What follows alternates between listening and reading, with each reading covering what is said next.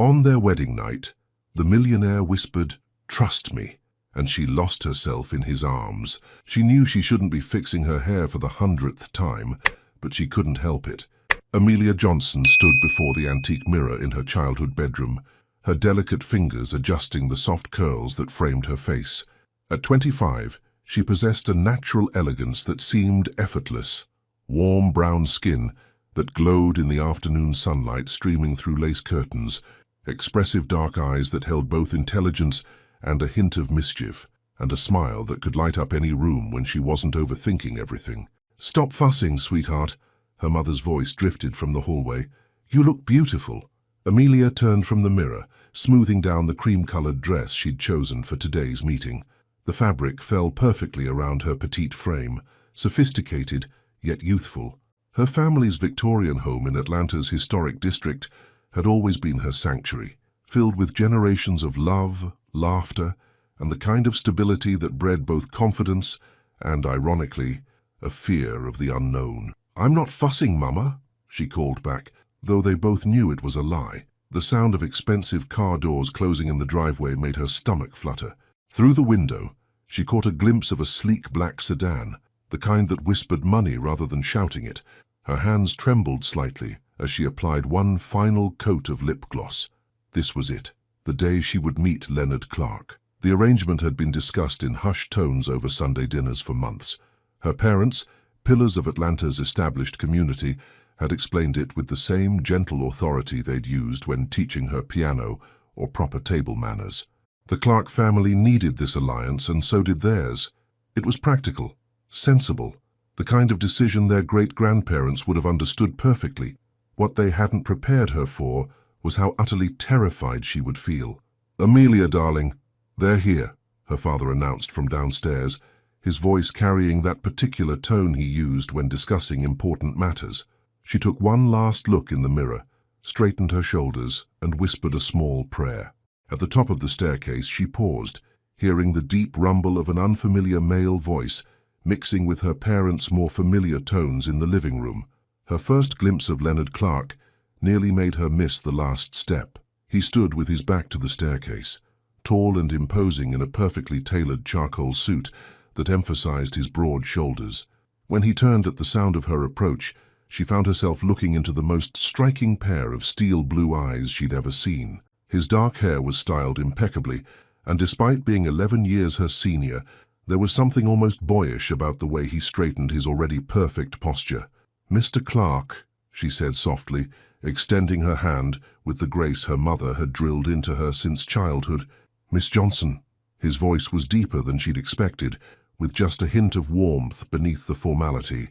When his fingers closed around hers, she noticed they were surprisingly gentle for someone with such an intimidating reputation. Her father cleared his throat. "Perhaps we should all sit and discuss the arrangements." As they settled into the familiar comfort of her family's living room, Amelia found herself stealing glances at Leonard. The rumors about his coldness seemed exaggerated. Yes, he was reserved, speaking only when directly addressed, but there was something in the way he listened that suggested depth rather than disinterest. "The ceremony will be small," her mother was saying, "just immediate family and a few close friends." "That sounds appropriate," Leonard replied, his gaze briefly meeting Amelia's before returning to her parents. She almost smiled at how surreal this felt, planning a wedding with a man she'd just met, discussing flower arrangements and guest lists as if they were old friends, rather than virtual strangers bound by family obligations. "Do you have any preferences for the flowers?" her mother asked Leonard directly. He was quiet for a moment, then surprised everyone by looking at Amelia. "What do you like?" It was such a simple question, yet it was the first time anyone had asked for her opinion about her own wedding. "Peonies," she said without thinking. "Pink peonies and white roses." "Then that's what we'll have," he said simply, and something in his tone made her believe he actually meant it. The rest of the meeting passed in a blur of dates and details, but Amelia found herself focusing more on the man beside her than on the wedding plans. Leonard Clark was nothing like what she'd expected. Yes, he was reserved, but when he spoke, his words were thoughtful. When he looked at her, which wasn't often, but enough for her to notice, there was something almost curious in his expression. As the afternoon drew to a close and Leonard prepared to leave, he turned to her one final time. "Miss Johnson," he said quietly, "I hope you'll find this arrangement agreeable." There was something vulnerable in the way he said it, as if her answer actually mattered to him. Amelia felt a flutter of something she couldn't quite name. Not love, certainly not yet, but perhaps the beginning of understanding. "I believe I will, Mr. Clark," she replied with a gentle smile that seemed to catch him off guard.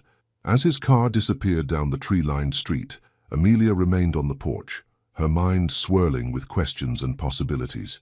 In 3 weeks, she would be Mrs. Leonard Clark, married to a man she barely knew, but who had somehow managed to surprise her in their first meeting. What she didn't expect was how much that simple question about flowers would keep replaying in her mind, or how the memory of his steel blue eyes would follow her into her dreams that night. "You're glowing, and it's making me nauseous." Amelia laughed despite her nerves as her best friend Celeste dramatically threw herself across the boutique's velvet sofa. They'd been dress shopping for 3 hours, and somehow every gown felt like a costume for a play she wasn't sure she wanted to star in. "I'm not glowing," Amelia protested, though she caught herself smoothing her hair in the mirror, a habit that had intensified since meeting Leonard 2 weeks ago. "Oh, please. Ever since you met Mr. Mysterious Millionaire, you've had this little smile that you probably don't even realize you're wearing." Celeste sat up, her dark eyes twinkling with mischief. "Spill. What's he really like?" Amelia considered the question while running her fingers along a silk dress that cost more than most people's rent. How could she explain that Leonard Clark was nothing like what she'd expected? That in their brief phone conversations to finalize wedding details, he'd surprised her by asking about her favorite coffee, whether she preferred morning or evening ceremonies, if she'd be comfortable with photographers. "He's thoughtful," she said finally. "Thoughtful?" Celeste raised an eyebrow. "Girl, you're marrying a hotel mogul worth millions and the best you can come up with is thoughtful? Does he at least look good in a suit?" Heat crept up Amelia's neck. "He looks adequate." The lie was so obvious that both women burst into laughter.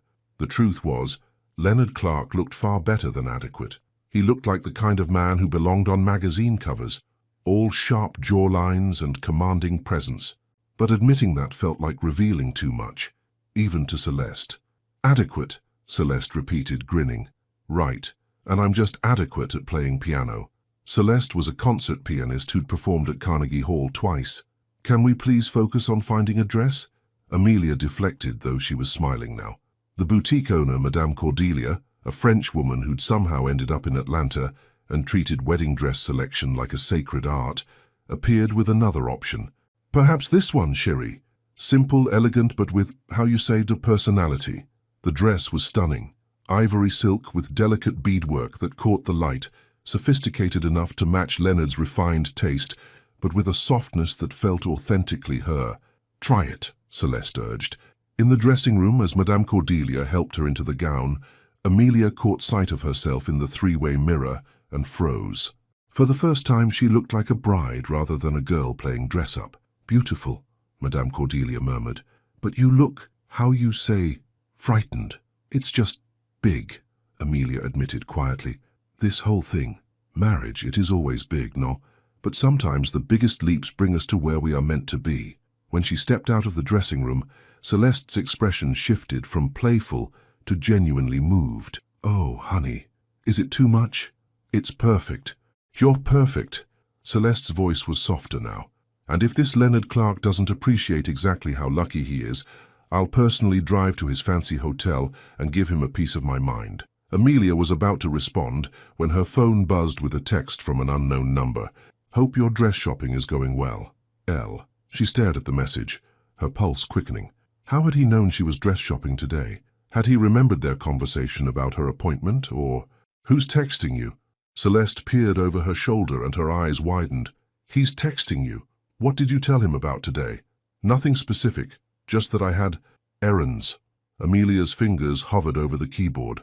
"How do you respond to your arranged fiancé's unexpectedly sweet gesture?" She typed back, "Found the perfect one. Thank you for asking." The response came almost immediately. "I'm sure you look beautiful in whatever you chose." Celeste made a small squeaking sound. "Okay, that's not what emotionally unavailable millionaires text, Amelia. That's what smitten men text."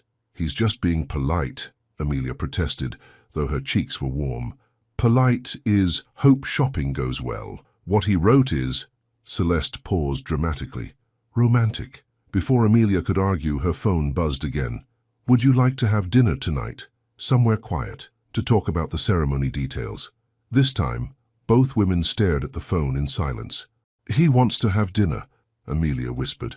Not lunch, not coffee, dinner, Celeste emphasized. Somewhere quiet. To talk. She made air quotes. Amelia, this man is courting you. It's just practical. Nothing about this is practical, Celeste laughed. A practical man would have his assistant coordinate details. This man wants to spend an evening with you. Amelia looked at herself in the mirror again, seeing past the elegant dress to the uncertainty in her eyes. In 1 week, she would walk down the aisle to marry Leonard Clark. The question was she brave enough to let herself hope this could become something real? Her phone was still in her hands. She could feel both women waiting for her response. Celeste with barely contained excitement, Madame Cordelia with knowing patience. Finally she typed, I'd like that. 7 o'clock? Perfect. I'll pick you up at 7. Wear something comfortable. Something comfortable. Not dress formally or business appropriate. Something comfortable. Well? Celeste demanded. Amelia set down her phone and looked at her reflection one more time. In the beautiful dress, with the warm afternoon light streaming through the boutique windows, she almost looked like a woman ready to fall in love. I have a dinner date, she said softly. And for the first time since this arrangement began, she found herself genuinely curious about what Leonard Clark would be like when it was just the two of them. No parents, no formal agendas, just a man and a woman getting to know each other over dinner. The question was she ready to find out who she might become in his presence? He was early. Of course he was early. Amelia spotted Leonard through her bedroom window, leaning against his car in the driveway, checking his watch with the kind of precision that suggested punctuality was more than a habit. It was a philosophy. He'd traded his formal suits for dark jeans and a navy sweater that somehow made him look both more approachable and devastatingly handsome. Breathe, Amelia, she whispered to her reflection, adjusting the soft peach cardigan she'd chosen over a simple white dress. Comfortable, he'd said. She hoped her interpretation matched his. When she opened the front door, Leonard straightened immediately, and for a moment they just looked at each other. His steel blue eyes swept over her appearance with an expression she couldn't quite read. You look lovely, he said simply, but there was something warmer in his voice than she'd heard before. Thank you. So do you. The words slipped out before she could stop them, and she felt heat rise in her cheeks. A ghost of a smile crossed his features. Shall we? Instead of the expensive restaurant she'd expected, Leonard drove them to a small cafe in Virginia Highland, the kind of place with mismatched furniture and local art on the walls. It was charming, unpretentious, and completely unexpected. This is lovely, she said as they settled into a corner booth, and she meant it. I wasn't sure about your taste in restaurants, Leonard admitted, sliding his hands around a coffee cup that looked almost comically small in his large fingers. But you mentioned you like quiet places during our phone call last week. She had mentioned that, in passing, while they discussed reception venues. The fact that he'd remembered and chosen accordingly sent a flutter through her chest. I do. Big crowds make me nervous. She paused, surprised by her own honesty. Actually, most things make me nervous lately. Including this. He gestured between them. Especially this. She laughed softly, stirring sugar into her coffee. Is that terrible to admit? Not at all. I'd be concerned if you weren't nervous. Leonard was quiet for a moment. I'm nervous too. The admission caught her off guard. Leonard Clark, successful, composed, seemingly unshakable Leonard Clark, was nervous. You are? Terrified, he said with a self-deprecating smile that transformed his entire face. I haven't done this before. What? Dinner, dating, courtship, whatever this is. He ran a hand through his hair, mussing the perfect styling. My relationships have always been straightforward, transactional. This feels complicated? Important. The word hung between them, heavy with meaning. Amelia felt something shift in her chest. Can I ask you something? Anything. Why did you agree to this arrangement? I mean, really, why? Leonard was quiet for so long she wondered if he'd answer. When he finally spoke, His voice was softer than she'd ever heard it. "My father died when I was 12, he said. "Heart attack. My mother raised me alone, worked 3 jobs to keep us afloat. When she got sick 2 years ago, cancer, she made me promise I wouldn't end up alone like she did, that I'd find someone to build a life with." "And you chose an arranged marriage?" "I chose the path of least resistance," he admitted. "Or so I thought. Love seemed unreliable, dangerous even. But an arrangement based on mutual respect and compatibility? That felt manageable. And now?" He looked at her directly, those blue eyes intense. "Now I'm sitting across from a woman who makes me question everything I thought I knew about manageable." The breath caught in her throat. This wasn't the conversation she'd expected to have with her arranged fiancé over coffee and pastries. "Your turn," he said gently. "Why did you agree?" Amelia traced the rim of her coffee cup, gathering courage. "Because I was scared of never being brave enough to choose for myself. My parents, they love me, but they've always made the big decisions. College, career, even my friends were sort of pre-approved." She laughed, but it came out shaky. "An arranged marriage felt like one more decision I didn't have to make. And now," she met his eyes, "now I'm wondering what would happen if I started making my own choices." "Such as?" Her heart hammered against her ribs. "Such as choosing to be here, really be here, not just going through the motions." Something shifted in Leonard's expression. Surprise, relief, hope, all mixed together. "I'd like that," he said quietly. They talked for 2 hours after that. About books. They both loved mystery novels and had strong opinions about coffee preparation. About travel. He'd been everywhere for business, but had never truly explored anywhere for pleasure. About dreams. Hers to maybe teach music someday, his to take a vacation where no one could reach him by phone. "You play music?" Leonard asked, leaning forward with genuine interest. "Piano? Not very well," she said modestly. "I doubt that's true. Would you play for me sometime?" The request was so simple, so personal, that it took her breath away. "I'd like that." As they prepared to leave, Leonard hesitated at the cafe door. "Amelia, I want you to know, this week, before the wedding, if you change your mind, if you decide this isn't what you want, I'll understand. No questions, no consequences. Your happiness is more important than any arrangement." She stared at him, this man who continued to surprise her at every turn. A week ago, she'd been terrified of marrying a stranger. Now she was terrified of something else entirely, how much she was starting to care about him. "What if I don't want to change my mind?" she asked softly. "Then I'll spend every day trying to be worthy of that choice." As he drove her home through the quiet Atlanta streets, Amelia gazed out the window and realized something had fundamentally shifted. She was no longer being carried along by other people's decisions. For the first time in her life, she was choosing her own path, and that path seemed to be leading her straight toward the complicated, surprising, unexpectedly tender heart of Leonard Clark. "You're humming again." Amelia's fingers froze over the piano keys as her mother's voice drifted from the kitchen. She hadn't even realized she was doing it. The same melody had been floating through her mind for 3 days, ever since her dinner with Leonard. "Sorry, Mama," she called back, though she wasn't sorry at all. "Don't apologize for being happy, sweetheart. It's been too long since I heard you play with such lightness." Lightness. That was exactly what she felt, as if some invisible weight had been lifted from her shoulders. The wedding was in 4 days, and instead of panic, she felt something dangerously close to anticipation. The doorbell interrupted her thoughts, and she glanced at the antique clock on the mantel. 7:30 in the evening. They weren't expecting anyone. "I'll get it," she called, smoothing her casual sundress as she walked to the front door. Leonard stood on her porch, looking uncharacteristically uncertain. He'd ditched his usual polished appearance for jeans and a simple white button-down with rolled sleeves that revealed strong forearms. In his hands, he held a small bouquet of pink peonies. "I should have called," he said immediately. "I was driving by and saw the lights on, and I remembered you mentioning you play piano." "You remembered?" The words came out softer than she intended. "I remember everything you tell me." He offered her the flowers with a shy smile that made her heart skip. "I was hoping, well, I know I said I'd like to hear you play sometime, and if tonight isn't good..." "Tonight is perfect." She accepted the peonies.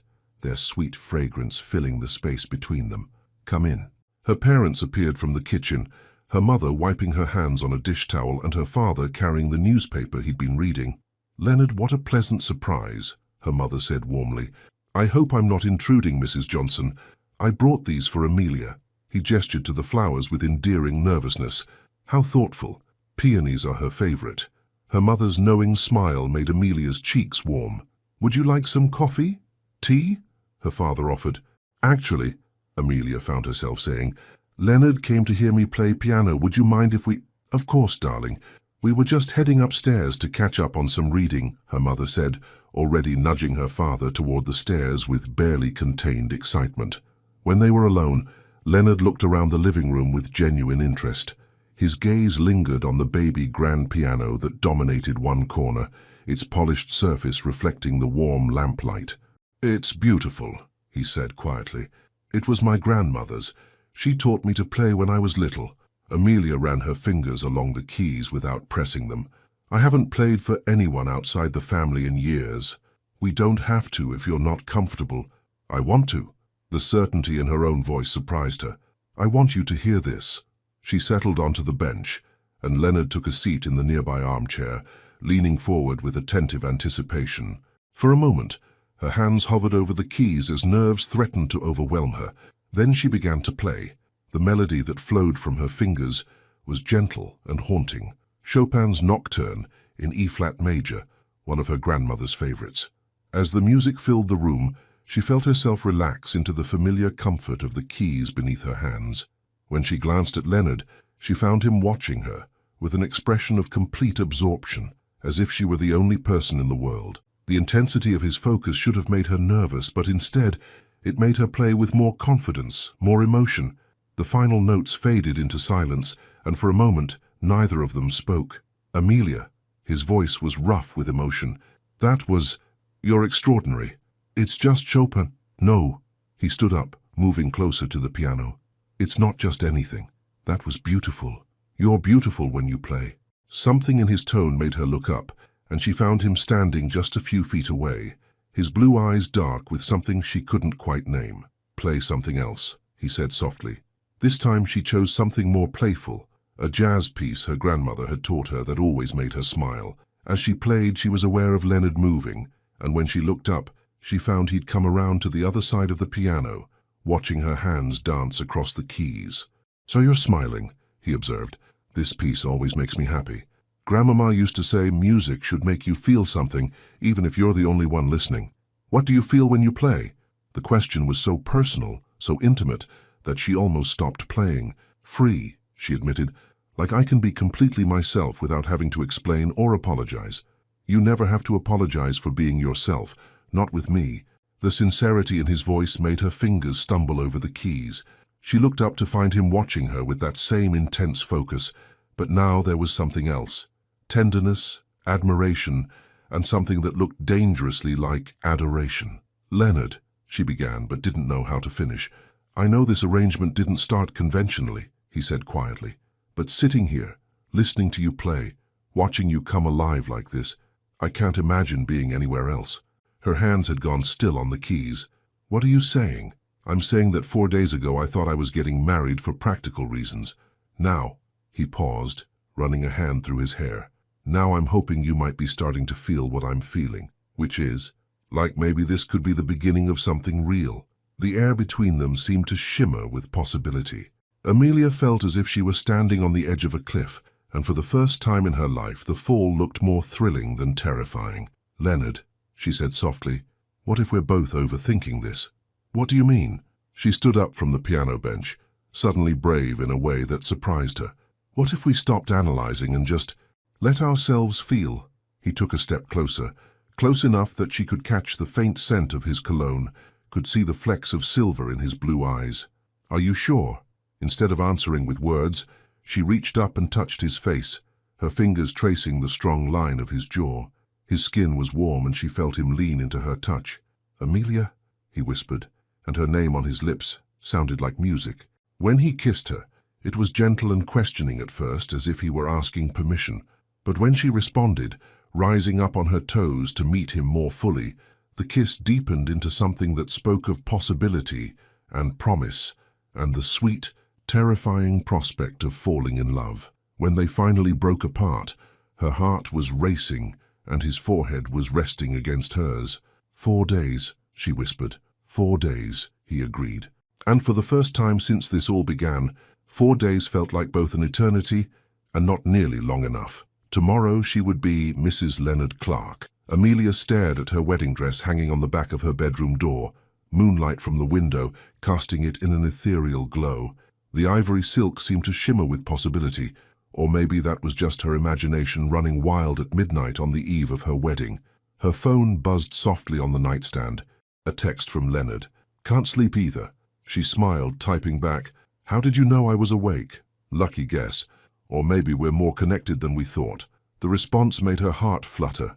3 days had passed since their kiss at the piano, and each interaction had only deepened the unexpected intimacy growing between them. Phone calls that stretched past midnight, a lunch where they'd talked so long the restaurant staff had to politely ask them to leave. A walk through Piedmont Park, where Leonard had surprised her by knowing the names of different flowers. "Are you having second thoughts?" she typed, then immediately regretted the question. Some things were too vulnerable for text messages. Her phone rang instead of buzzing with another text. "Never about you." Leonard's voice was soft in her ear, intimate in the darkness of her room, but I'd be lying if I said I wasn't nervous. Good nervous or bad nervous? The kind of nervous you get before something that might change your life completely. Amelia curled up in her window seat, looking out at the quiet Atlanta street. "I keep thinking about what my grandmother used to say about marriage." What did she say? That the best marriages aren't built on perfection, they're built on two imperfect people choosing each other over and over again. She paused, her voice growing softer.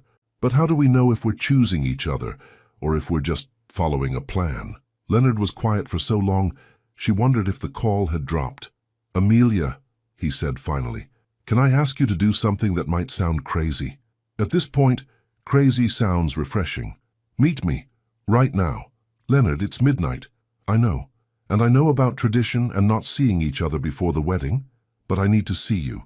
Not as your arranged fiancé, not with our parents watching, just us." Her pulse quickened. "Where? Do you remember that cafe where we had dinner? There's a little park across the street. I'm already here.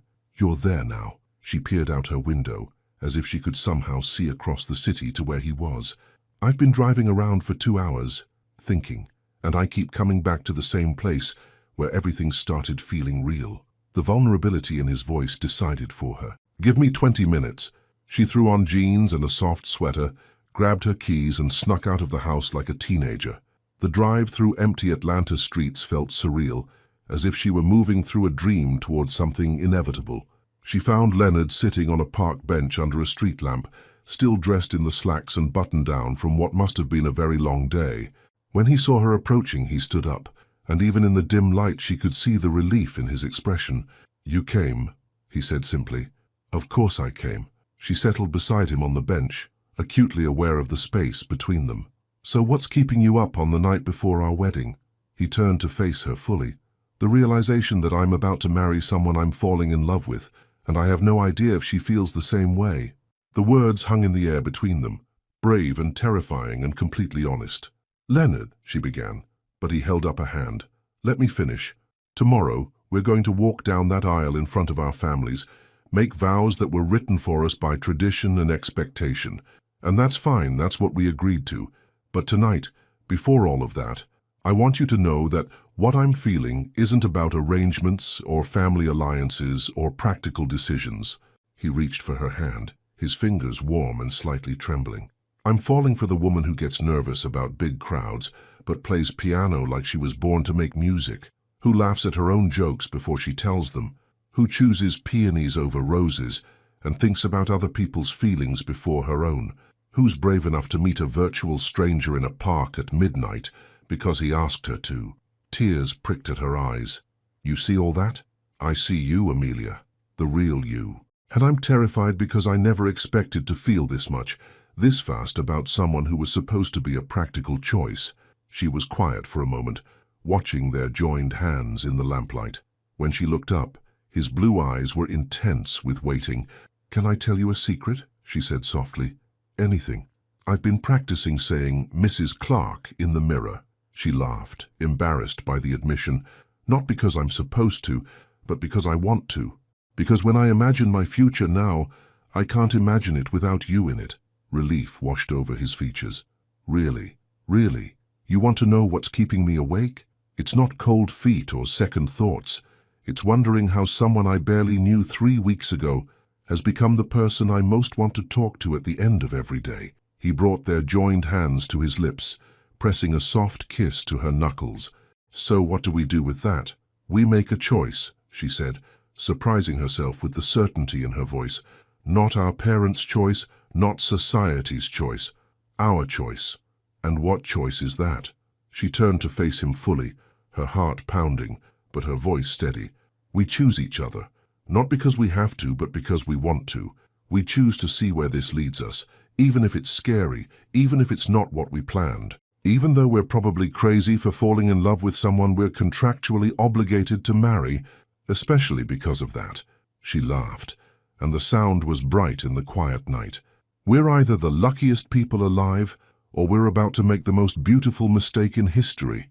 Leonard cupped her face in his hands, his thumbs brushing her cheekbones. "I can live with those odds." When he kissed her this time, it wasn't tentative or questioning.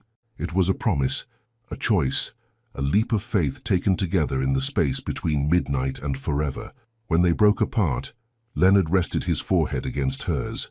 "Tomorrow, when the officiant asks if I take you to be my wife, I want you to know that my answer has nothing to do with arrangements or expectations. What does it have to do with? You, just you, the woman who's become my favorite part of every day, before I even officially get to call her mine." As they sat together in the quiet park, hands intertwined and hearts finally honest, Amelia realized that sometime between the piano music and midnight confessions, she had stopped preparing for a wedding and started preparing for a marriage.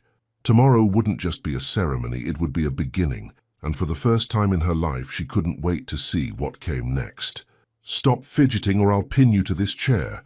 Celeste's mock threat made Amelia laugh, despite her nerves, as her friend applied the final touches of makeup in the bridal suite of the historic venue Leonard had chosen. Sunlight streamed through tall windows, casting everything in a golden glow that felt like a blessing.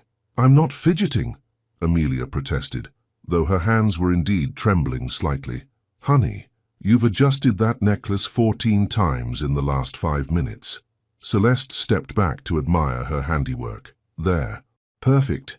You look like you stepped out of a fairy tale." Amelia turned to the mirror and barely recognized herself. The dress fit like it had been crafted specifically for her body, the delicate beadwork catching the light with every breath. Her makeup was flawless but natural, enhancing her warm brown skin and bright eyes. But what struck her most was the glow that seemed to come from within, the unmistakable radiance of a woman in love. "He's going to lose his mind when he sees you," Celeste murmured, adjusting the simple veil that framed Amelia's face. A soft knock interrupted them. "Amelia, sweetheart." Her mother's voice was thick with emotion. "Come in, Mama." Her parents entered together, her father looking distinguished in his dark suit, her mother elegant in navy blue. Both stopped short when they saw her. "Oh, my baby girl," her mother whispered, tears immediately threatening her makeup. "Don't you dare cry and make me cry," Amelia warned, though her own voice was unsteady. Her father cleared his throat, his eyes suspiciously bright. You look exactly like your grandmother did on her wedding day." "Really? Really?" She would be so proud. He approached slowly, as if she were something precious that might disappear. "Are you happy, sweetheart? Truly happy?" The question was loaded with parental concern, with months of worry about whether they'd done right by their daughter. But as Amelia looked at her reflection one more time, she felt only certainty. "I'm happy, Daddy, more than I ever expected to be." Relief flooded his features. "That's all we ever wanted for you." Another knock, this one accompanied by Lenora, the wedding coordinator, peeking her head in. "It's time, ladies. The groom is in position and he looks—" She paused dramatically. "Well, let's just say he cleans up very nicely." Celeste gathered the train of Amelia's dress while her mother fussed with the veil one last time. As they prepared to leave the bridal suite, Amelia caught her reflection once more and thought about the woman who had tried on wedding dresses just weeks ago, terrified and uncertain. That woman felt like a stranger now. The walk down the hallway seemed both endless and far too short. Through the closed doors of the ceremony space, she could hear the gentle murmur of their guests, family, close friends, people who had watched both her and Leonard grow up in their respective worlds. "Ready?" her father asked, offering his arm. "Ready," she said, and meant it completely. The doors opened, and the first thing she saw was Leonard. He stood at the altar in a perfectly tailored charcoal grey suit, his hands clasped in front of him, his usually composed expression completely undone by wonder. When their eyes met across the aisle lined with pink peonies and white roses, his face broke into a smile so radiant it took her breath away. The string quartet began playing, but Amelia barely heard the music. Her entire focus was on the man waiting for her, on the way he watched her approach as if she were the most beautiful thing he'd ever seen. Halfway down the aisle, she caught Leonard mouthing the words, "so beautiful," and had to bite her lip to keep from grinning like a fool. By the time she reached him, both of them were beaming. "Hi," she whispered, as her father placed her hand in Leonard's. "Hi yourself," he whispered back, his thumb stroking over her knuckles. "You're stunning." The ceremony began, but Amelia found herself lost in Leonard's eyes, in the way he was looking at her like she was his entire world. The officiant's words about love and commitment and choosing each other daily seemed to be speaking directly to their midnight conversation in the park. When it came time for vows, Leonard went first, his voice steady and clear as he spoke words they had written together the day before, words about partnership, respect, and the courage to build something beautiful together. But then he paused, smiled that soft smile she'd come to adore, and added quietly, "And Amelia, I promise to listen when you play piano, to remember that you like peonies better than roses, and to never stop being amazed that I get to call you mine." Her heart melted completely. When it was her turn, she managed to get through her prepared words about trust and growth and choosing love every day. But then she looked into his blue eyes and found herself saying, "And, Leonard, I promise to be brave enough to choose you not just today but every day, because loving you has taught me what it means to be truly myself." When the officiant pronounced them husband and wife, Leonard's hands were already cradling her face. "Mrs. Clark," he murmured against her lips before kissing her, and the name sounded like coming home. The reception was a blur of laughter, dancing, and well-wishes. Leonard never left her side, his hand always finding hers, his attention always returning to her, even in the middle of conversations with guests. During their first dance, he pulled her close and whispered, "No regrets?" "Only one," she said, her hands linked behind his neck. His expression flickered with concern. "What's that?" "That we didn't meet sooner." The relief and joy that crossed his face was worth every moment of uncertainty they'd endured. As they swayed to the music, surrounded by twinkling lights and the people they loved most, Amelia marveled at how perfectly everything had fallen into place. Later, as they prepared to leave for their honeymoon, a surprise destination Leonard had planned, Celeste pulled her aside. "So how does it feel to be married to a man you're head over heels for?" "Terrifying," Amelia admitted with a laugh. "And absolutely perfect." "Good answer." Celeste hugged her tight. "Now go be ridiculously happy."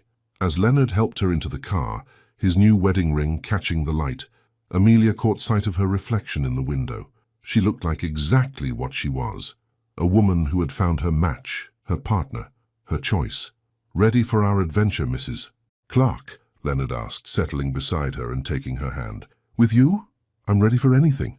Back at the hotel suite, as Leonard closed the door behind them, the weight of what had just happened, what they had just committed to, settled over them both. The elegant suite was bathed in soft lamplight, rose petals scattered across the bed in a gesture that felt both romantic and suddenly overwhelming.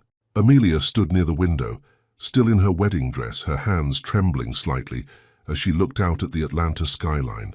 The confidence she'd felt all day wavered as the reality of their wedding night approached. "Amelia," Leonard's voice was gentle behind her. She turned to find him watching her with understanding in his blue eyes. He'd removed his jacket and tie, looking more relaxed, but somehow more intimate in just his white dress shirt.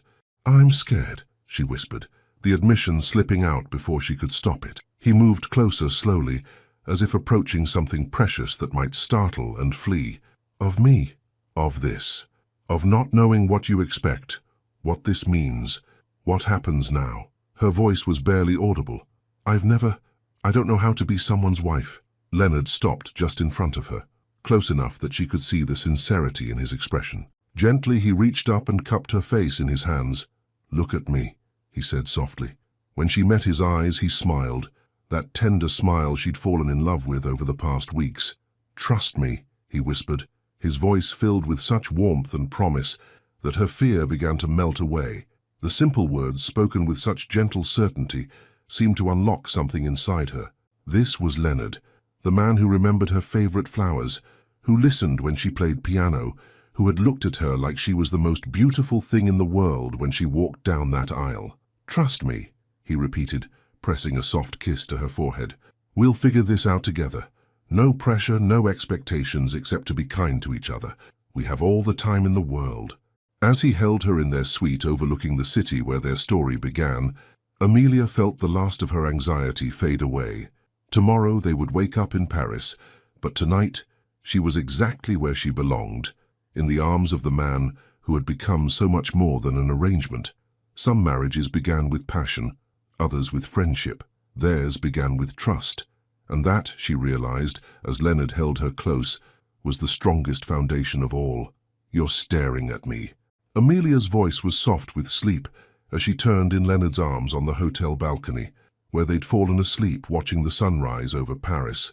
The Eiffel Tower stood majestically in the distance, but Leonard's eyes hadn't left his wife's face since she'd dozed off against his chest an hour ago. Can you blame me? He murmured, brushing a curl away from her cheek. I'm still processing that you're really mine. She stretched like a contented cat, the silk of her nightgown catching the golden morning light. What time is it? Early. We have the whole day ahead of us. His fingers traced gentle patterns on her arm. How are you feeling, Mrs. Clark? The way he said her new name sent warmth through her entire body, like I'm living in a dream. A beautiful, terrifying dream. They'd arrived in Paris the night before, both exhausted from the wedding and the long flight. But as Leonard had led her to the balcony of their suite at the Hotel Plaza Athénée, with the city of lights spread out before them, Amelia had felt wide awake with possibility. Terrifying. Leonard's voice carried a note of concern. The good kind of terrifying, she assured him, turning to face him fully. The kind that means something important is happening. He was quiet for a moment, his blue eyes studying her face as if memorizing every detail. Can I confess something? Always. I've been to Paris dozens of times for business, but I've never actually experienced it. I was always in conference rooms or rushing between meetings. He paused, looking almost embarrassed. I don't really know how to be a tourist in my own life. The vulnerability in his admission made her heart ache. Then we'll learn together. I've never been to Paris at all, so we'll both be tourists. You don't mind that your husband doesn't know how to vacation? She laughed, the sound bright in the morning air. Leonard, you're talking to a woman who had to Google, "What do newlyweds do on honeymoons 3 days ago?" His answering laugh was rich and warm. And what did Google tell you? That we should probably leave this balcony eventually and see the city. She stood, extending her hand to him. Come on, husband. Let's go learn how to be tourists together. An hour later, they walked hand in hand through the cobblestone streets of Montmartre, both dressed casually in jeans and comfortable sweaters. Leonard wore a baseball cap that made him look younger, more relaxed than she'd ever seen him. This is incredible, Amelia breathed, spinning slowly to take in the artist's quarter, with its bohemian charm and stunning views of the city below. Look, Leonard pointed to a small cafe, with tables spilling onto the sidewalk. Want to try the most touristy thing possible and have coffee while people watching? Absolutely. They found a table in the sun, and Amelia watched in fascination as Leonard struggled with the French menu. I thought all wealthy businessmen spoke French, she teased. I can say hello, thank you, and where is the bathroom? He admitted with a sheepish grin. Beyond that, you're married to a linguistic disaster. Good thing you're cute, she said, then blushed at her own boldness. The look Leonard gave her was intense enough to make her breath catch. Say that again. What, that you're cute? No, that I'm yours. The simple request, delivered in his low voice, sent heat spiraling through her. "You're mine," she said softly, and watched his eyes darken with something that made her pulse race. "And you're mine," he replied, leaning across the small table to kiss her gently. A nearby artist called out in accented English, "You two? So beautiful together. Let me draw you, yes?" Before either could protest, the elderly Frenchman was already sketching, capturing them in the moment of their kiss. 20 minutes later, he presented them with a charming drawing of two people completely lost in each other. "For your love story," he said with a wink, accepting Leonard's generous payment. As they continued exploring, Amelia marveled at how different Leonard seemed here, away from Atlanta and business and the weight of expectations. He bought her flowers from a street vendor, attempted to order lunch in broken French that made her giggle, and got them thoroughly lost trying to find the Louvre without a map. "We're terrible at this," Leonard laughed, as they stood at yet another confusing intersection. "We're learning," Amelia corrected, pulling out her phone to check their location, "and having fun doing it." "Is this what normal couples do? Get lost and laugh about it?" The question was asked lightly, but Amelia heard the real curiosity beneath it. "I don't know what normal couples do," she said honestly, "but I know what we do, and I like what we do." That evening, Leonard surprised her by arranging a private dinner on a Seine riverboat. As Paris glided by in the twilight, all golden lights and romantic shadows, they talked about everything and nothing, childhood memories, favorite books, dreams they'd never shared with anyone else. "I want to ask you something," Leonard said as they stood at the boat's railing, the Eiffel Tower twinkling ahead of them. "But I need you to promise to answer honestly, okay? Do you ever wonder what would have happened if we'd met differently? Not through an arrangement, but naturally?" Amelia considered the question, watching the water ripple in their wake. "Sometimes, but then I think about how perfect the timing was. 3 months ago, I was too scared to make my own choices. A year from now, you might have been married to someone else your family deemed suitable." She turned to face him. "Maybe we needed the arrangement to find each other." "You really believe that?" "I believe that sometimes the best things come in unexpected packages." She smiled up at him. "Like falling in love with someone you're contractually obligated to marry." He pulled her closer, his arms circling her waist. "Amelia, what we have, it's not about contracts anymore. You know that, right?" "I know," she whispered. "What we have is choice. Every day we choose each other." "Every day," he agreed, and kissed her under the Paris stars.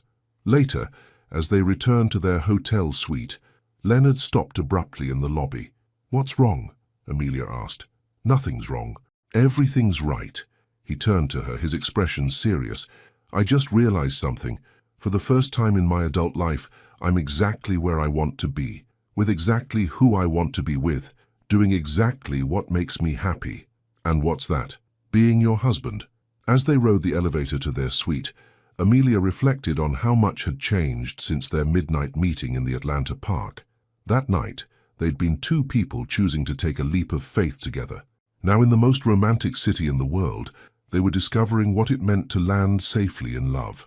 Tomorrow, they would explore more of Paris, make more memories, continue learning how to be tourists in their own love story. But tonight, as Leonard carried her over the threshold of their suite, a gesture that was both traditional and sweetly silly, Amelia knew with absolute certainty that she was exactly where she belonged. In Paris, in love, and in the arms of the man who had become her greatest adventure. Some honeymoons were about passion, others about relaxation. Theirs was about discovery, of the city, of each other, and of the beautiful life they were building together. One choice at a time. "You've been staring at that phone for 20 minutes. Amelia's voice was gentle but concerned as she set down her coffee cup on the small table of their Parisian cafe. They'd been in the city for 4 days, and this was the first time she'd seen Leonard's face cloud over with the familiar tension of business concerns. "I'm sorry," Leonard said, finally putting the phone face down on the table. There's something happening with one of the hotels back home. Bad something or manageable something?" He ran a hand through his hair, messing up the casual style she'd grown to love. "Potentially bad. The flagship hotel in New York, there's been an issue with the renovation project. Cost overruns, delays, unhappy investors." Amelia watched his shoulders tense with each word. In the past 4 days, She'd watched him transform into someone lighter, more spontaneous, genuinely happy. Now, with one phone call, she could see him slipping back into the rigid businessman she'd first met. "What does that mean for us?" she asked quietly. "It means—" He stopped, looking at her with something like surprise. "I was about to say it means we need to cut the honeymoon short, but that's what the old Leonard would have said. And what does the new Leonard say?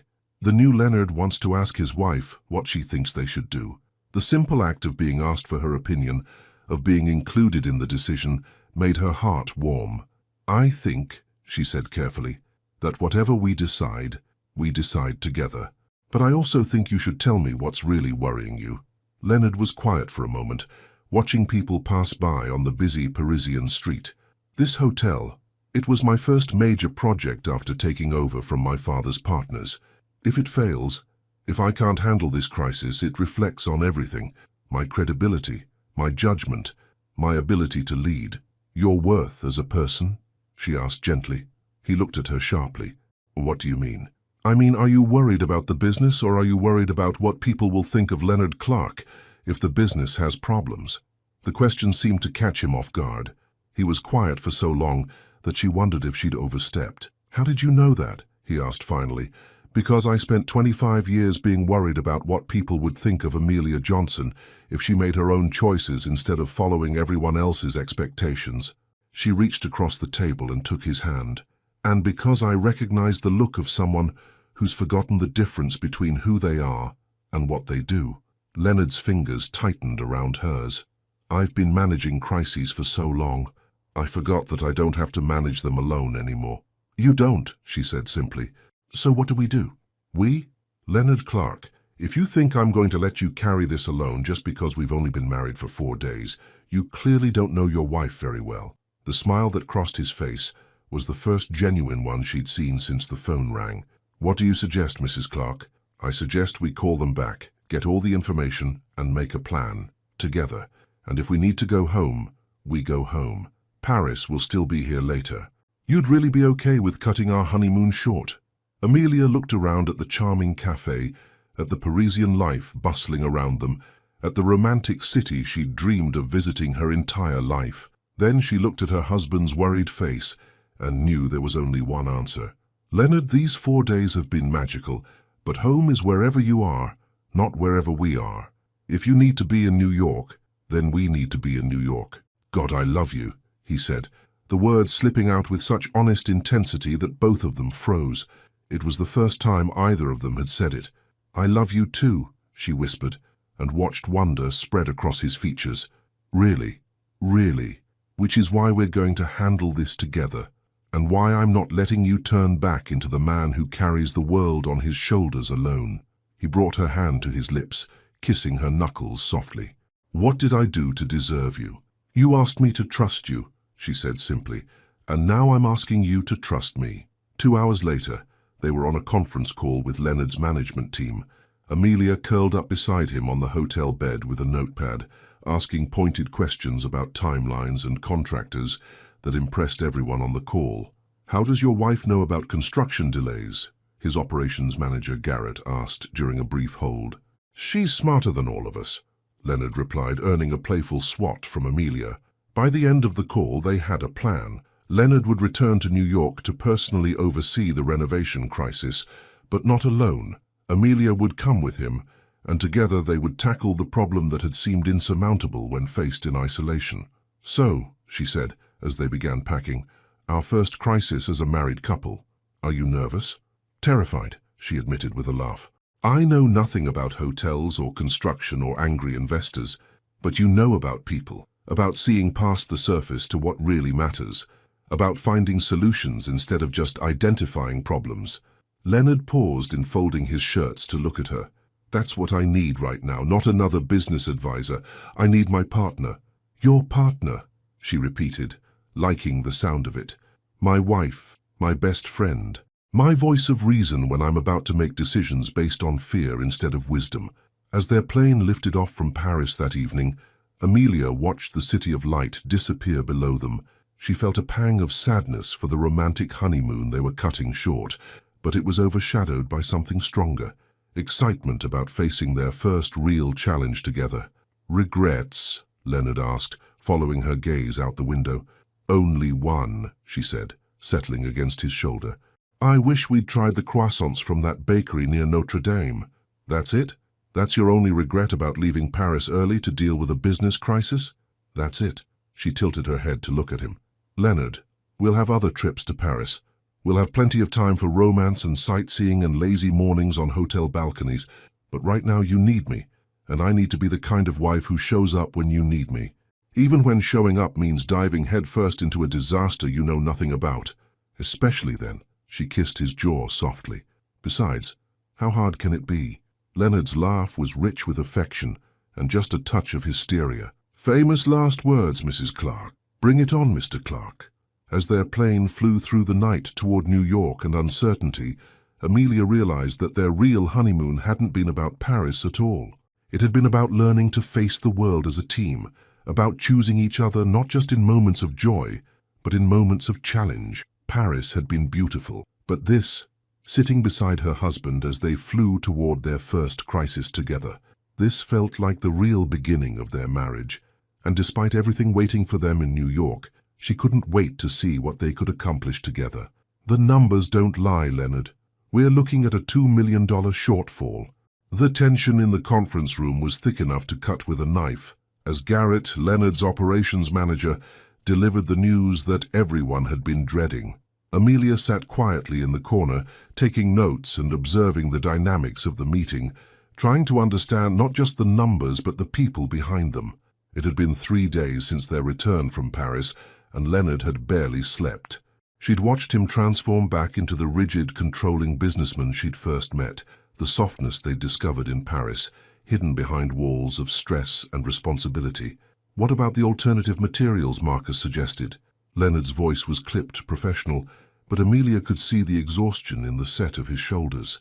"Still too expensive," replied Vanessa, the project manager, "and the delays would push us back another 6 weeks minimum. Which means more investor meetings, more explanations, more questions about my competence," Leonard muttered, running a hand through his hair. "Leonard," Amelia said quietly from her corner. It was the first time she'd spoken in the 2-hour meeting, and everyone turned to look at her. "Can I ask a question?" "Of course." "What was the original vision for this hotel? Not the budget, not the timeline. What were you trying to create?" Leonard looked surprised by the question. "A boutique hotel that felt like home, somewhere business travelers could feel human, less corporate, more personal. And the renovations that are causing the problems, do they serve that vision?" "Some of them," he admitted. "Others," he paused, really thinking about it for the first time in weeks. "Others were just expensive because they seemed impressive." Amelia set down her notebook and moved to the whiteboard at the front of the room. "May I?" Leonard nodded, curious. She wrote 3 words on the board: essential, important, impressive. "What if we categorized every renovation decision into these 3 categories?" she suggested. Essential, things that make the hotel safe and functional. Important, things that serve your original vision. Impressive, things that look good but don't actually improve the guest experience. Garrett leaned forward. "And then what?" "We keep essential, we find creative ways to achieve important, and we eliminate impressive." The room was quiet for a moment, as everyone processed the elegant simplicity of her approach. "That's," Vanessa said slowly, "actually brilliant. I mean, do we really need imported Italian marble in the lobby bathrooms when local stone would be just as beautiful and a third of the cost?" "Exactly," Amelia said, warming to the topic. "What makes a hotel feel like home? It's not the most expensive materials, it's the thoughtful details, the comfort, the feeling that someone cares about your experience." Leonard was staring at her with something like awe. "You're right. We got so caught up in trying to compete with the luxury chains that we forgot what made our original concept special." For the next hour, they went through the renovation plans systematically, applying Amelia's framework. By the end, they'd identified nearly $1 million in cuts that wouldn't compromise the hotel's vision. In fact, they would enhance it. "This could actually work," Marcus, the head contractor, said, with the first smile Amelia had seen from him all week. "The timeline becomes manageable, the budget becomes realistic, and honestly, the hotel's going to be better this way." As the meeting dispersed, Leonard lingered in the conference room with Amelia. "That was incredible," he said quietly. "Where did that come from? From watching you stress about this for 3 days and realizing you'd lost sight of why you loved this project in the first place," she replied simply. "Sometimes you need someone outside the situation to ask the obvious questions. The obvious questions that none of us thought to ask." She smiled, moving closer to him. "That's because you were all so focused on solving the problem that you forgot to examine whether you were solving the right problem." Leonard pulled her into his arms, and for the first time in days she felt him truly relax. "I'm sorry I've been such a mess since we got back." "You haven't been a mess. You've been scared. There's a difference. Scared of failing. Scared of proving that everyone who ever doubted me was right. And what are you scared of now?" He considered the question seriously. "Now I'm scared that I don't deserve you. That somehow I tricked you into marrying me and you're going to realize you could do so much better." The vulnerability in his voice made her heart ache. "Leonard Clark, look at me." He met her eyes, his blue gaze uncertain. "Do you remember what you said to me on our wedding night when I was terrified and uncertain?" "Trust me," he said quietly. "Trust me," she repeated. "I chose you, not the successful businessman, not the hotel empire, not the impressive bank account. I chose you. The man who remembers I like peonies, who gets lost in Paris and laughs about it, who asks for my opinion and actually listens to the answer. Even when my opinion saves your business," she laughed. "Especially then. That wasn't me saving your business, Leonard. That was us working together. That was a team." "A team," he repeated, testing the words. "A partnership. Isn't that what you promised me? That we'd be partners?" "Equal partners," he confirmed, and she could see the shift in his posture as he remembered who they were together, not who he was afraid of becoming alone. "So, what do we do now?" "Now we go home, order takeout from that Thai place you found, and celebrate the fact that we just saved a hotel and possibly your sanity. That's your idea of celebrating. Leonard, 3 days ago, we were having breakfast on a balcony in Paris. Today we solved a $2 million crisis before lunch. I'd say we've earned some pad thai and bad reality TV." His laugh was the first genuine one she'd heard since they'd left France. "God, I love you." "I love you too, and I love that we make a really good team." "The best team," he agreed, kissing her forehead softly. As they left the office building and stepped into the New York afternoon, Leonard took her hand and squeezed it gently. "Amelia?" "Yes?" "Thank you. For seeing what I couldn't see. For being what I didn't know I needed." "What's that?" "My partner. In everything." Walking down the busy Manhattan street, surrounded by the energy and chaos of the city, Amelia marveled at how different this felt from their romantic strolls through Paris. This was real life, messy, challenging, unpredictable. But as Leonard's thumb stroked over her wedding ring, and he looked at her like she'd just saved his world, she realized this was exactly where she wanted to be, in the middle of real life, with the man who trusted her enough to let her help carry his burdens.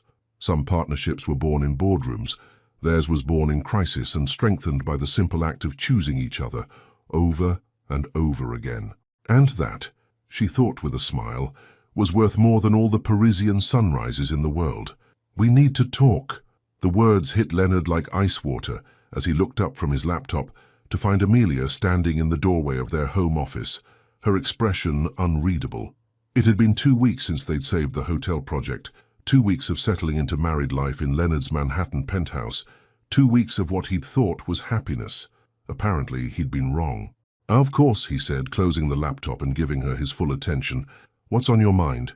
Amelia moved into the room but didn't sit down, her hands clasped in front of her in a way that made his stomach clench with anxiety.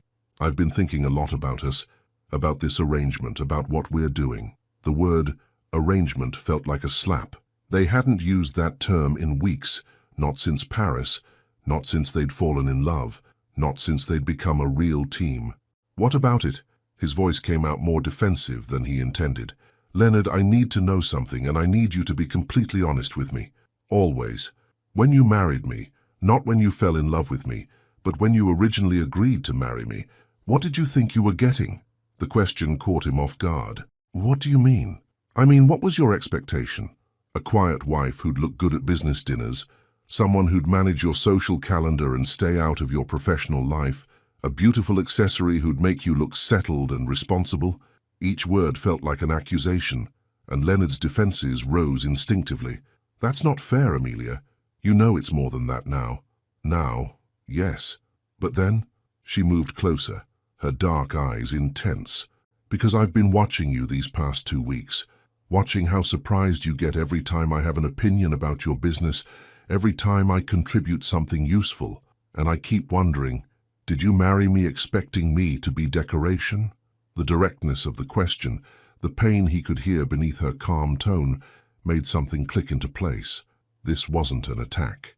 This was fear. Sit down, he said gently. Please. She hesitated, then settled into the chair across from his desk, but her posture remained tense. Leonard took a deep breath, knowing that this conversation would either strengthen their marriage or destroy it, and that everything depended on his absolute honesty. Yes, he said quietly.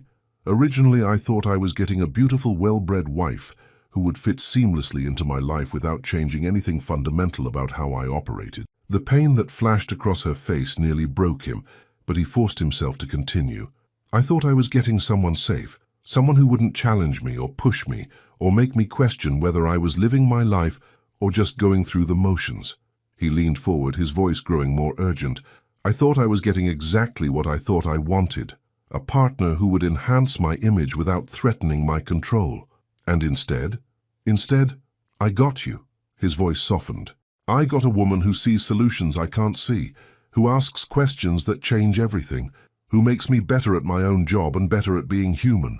I got someone who's not just beautiful, though God knows you are, but brilliant and funny and brave in ways that terrify me. Terrify you?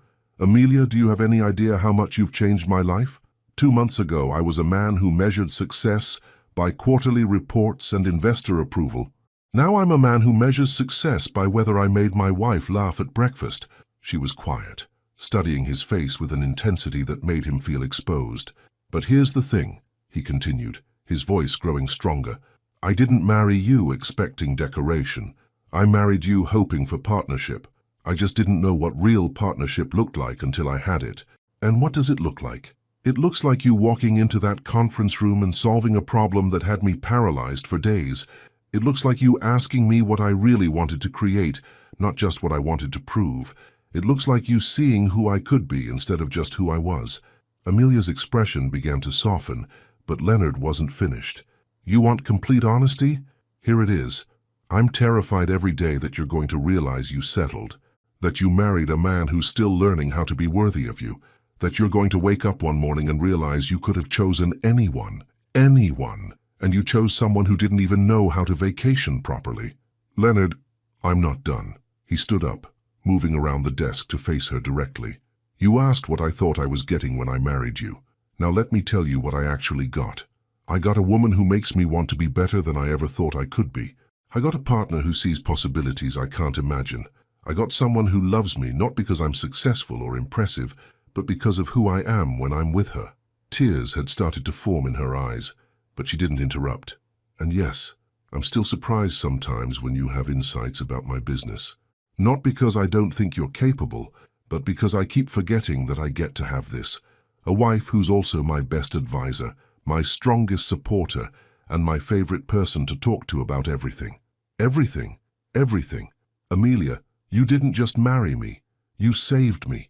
From a life of going through the motions, from measuring my worth by other people's expectations, from never knowing what it feels like to have someone choose me not for what I can provide, but for who I am. She stood up then, moving close enough that he could see the tears she was trying not to shed. Can I tell you something now? She asked softly. Anything. I wasn't asking because I doubted you. I was asking because I doubted me. Her voice was barely a whisper.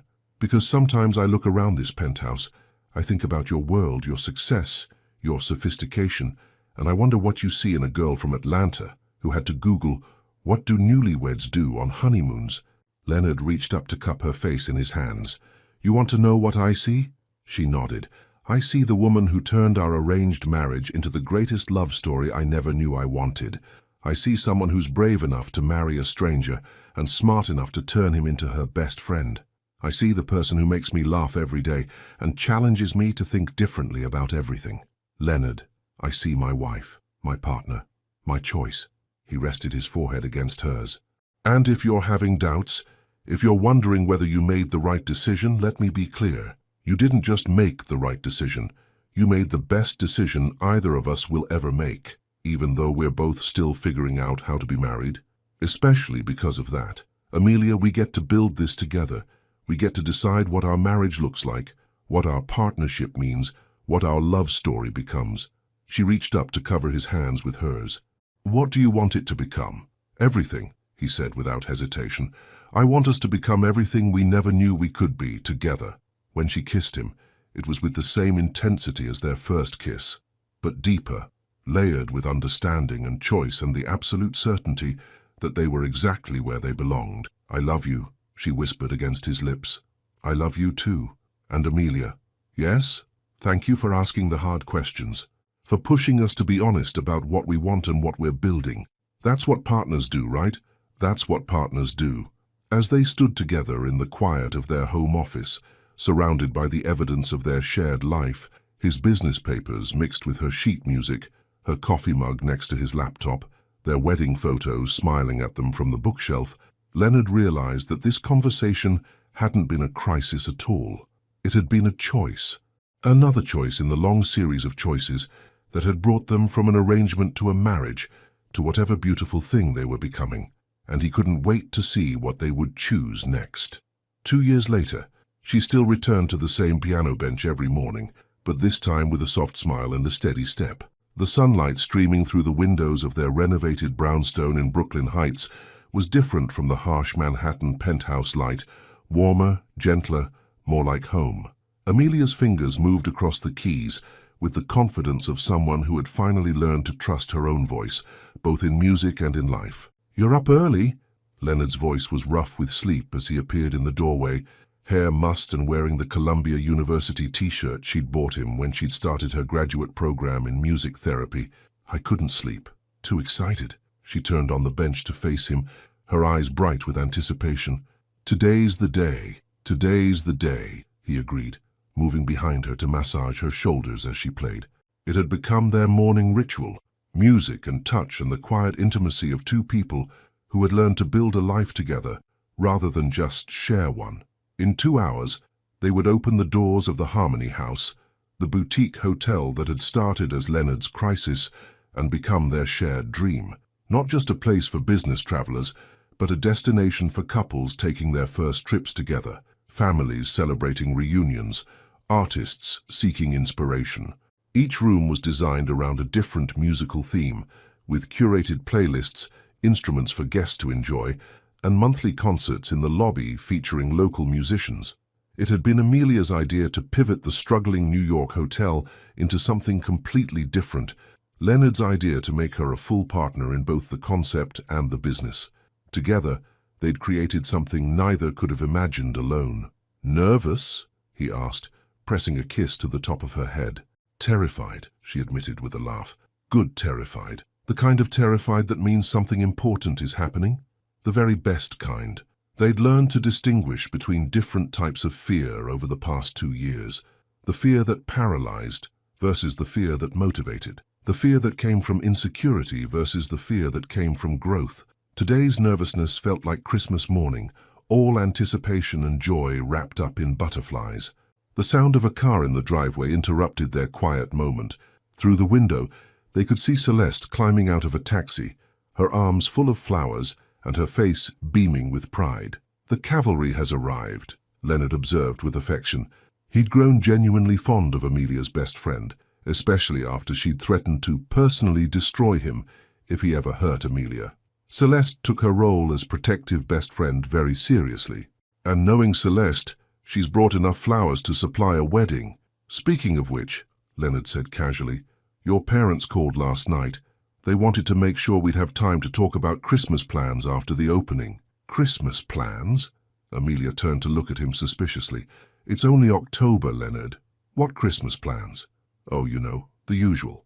Where to have dinner, who's cooking, whether we'll need to set up the guest room for... He paused dramatically. Visitors. What visitors? Well, my mother's been dropping hints about wanting to spend more time in New York, And your parents mentioned something about maybe staying longer than just a weekend. Something about wanting to be around for—" He was grinning now, clearly enjoying himself. "Important family developments." Amelia narrowed her eyes. "Leonard Clark, what are you not telling me?" Instead of answering, he pulled a small velvet box from his pocket. "Leonard, we're already married," she said, confused but smiling. "I know, but I never properly proposed to you. I never got down on one knee and asked you to choose me because you wanted to, not because you had to." Her breath caught as he knelt beside the piano bench, opening the box to reveal a stunning ring, not the practical diamond from their engagement, but a unique piece with warm golden stones that caught the morning light like music made visible. "Amelia Clark," he said, his voice steady despite the emotion in his eyes, "will you marry me again? Not because our families arranged it, not because it makes practical sense, but because you love me and want to build a life with me and can't imagine doing any of this with anyone else." Tears spilled down her cheeks as she looked at this man who continued to surprise her with his capacity for romance and grand gestures hidden behind practical facades. "Are you asking me to have a second wedding?" She laughed through her tears. "I'm asking you to have the wedding we want, not the one we thought we were supposed to have. Small, intimate, just us and the people we love most. Maybe in the hotel garden, maybe with you playing piano instead of hiring musicians, maybe with vows we write ourselves about choosing each other every single day. And Christmas visitors? Well," he said with a grin that was pure mischief, "someone has to help us plan it. And someone has to help us celebrate afterward when we tell them about all the other plans we've been making." Other plans? Room renovations, lifestyle changes, discussions about the future that might involve converting one of our spare bedrooms into something a little more specialized. The implication hit her like sunrise, bright and warm and full of possibility. "Leonard, only if you want to, only when you're ready. But Amelia, I can't think of anything I'd love more than raising children with you, teaching them piano, showing them how to run a business, watching you become an even more amazing mother than you are a wife and partner." She was crying openly now, overwhelmed by the beautiful complexity of their life, a hotel opening in 2 hours, a second proposal on a Tuesday morning, dreams of children and Christmas mornings, and growing old together. "Yes," she whispered. "Yes to marrying you again. Yes to the life we're building. Yes to whatever comes next as long as we face it together." When he slipped the ring onto her finger, it felt like a promise renewed and a future embraced. When he kissed her, it tasted like morning coffee and infinite possibility. "Mrs. Clark," he murmured against her lips. "Mr. Clark," she replied, and the names felt like coming home. Later, as they stood in the lobby of Harmony House watching their first guests check in, a young couple celebrating their anniversary, an elderly man who'd driven from Philadelphia to hear jazz in the city where he'd met his late wife, a family with teenage twins who immediately gravitated toward the piano in the corner.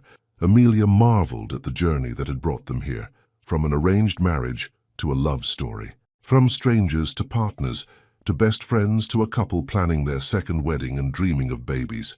From a hotel crisis to a thriving business built on the simple idea that the best places feel like home. "Any regrets?"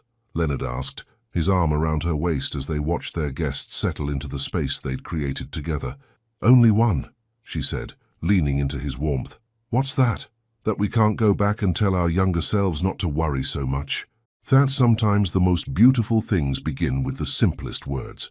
"What words?" She turned in his arms, looking into the blue eyes that had become her favorite view in any city, and smiled with the confidence of a woman who had learned to trust in love that chose itself over and over again. "Trust me. Would you have made the same choice? What did this story teach you about the courage it takes to build a life with someone? Your participation means a lot to the channel. Please share your thoughts in the comments. Thank you so much for watching until the end. If you enjoyed this story, don't forget to subscribe to the channel, leave a like and comment your thoughts.